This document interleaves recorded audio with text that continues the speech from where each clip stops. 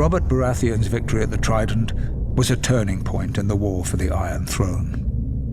While it was clear the gods were smiling on the rebel forces, Aerys Targaryen still held the Red Keep at King's Landing. As Robert was wounded and unable to ride, it was up to Eddard Stark to make for the capital and force the Mad King to give up the throne.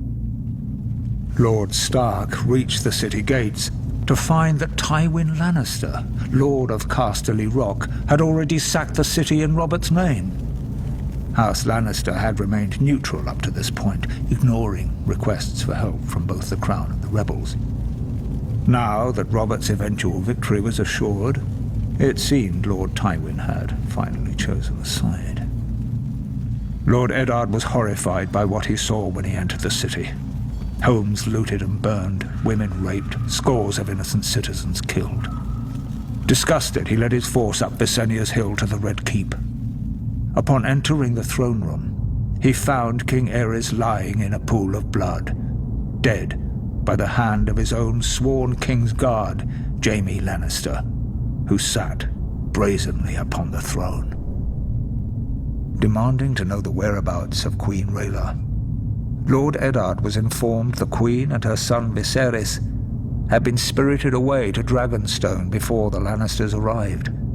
But other members of the royal family were not as fortunate. Elia, Martell of Dorne, who was the wife of Prince Rhaegar, had been raped and murdered by Ser Cregor Clegane on Lord Tywin's orders.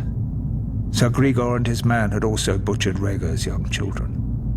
When Robert was well enough to reach the capital, Lord Eddard demanded the Lannisters answer for their heinous crimes.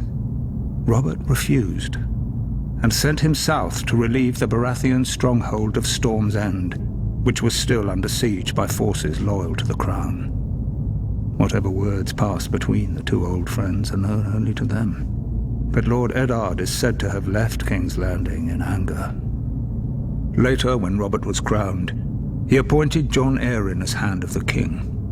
Lord Arryn's first order of business was to broker a truce with the Martells of Dorne, who were outraged by the brutal murder of Princess Elia and her children. Following the death of Lyanna Stark, who had been betrothed to Robert, Houses Baratheon and Lannister were joined in marriage when the new king took Tywin Lannister's eldest daughter Cersei as his queen. As for Eddard Stark, he returned to his stronghold of Winterfell, forever haunted by his sister's death and the shameful way that Robert had secured his throne.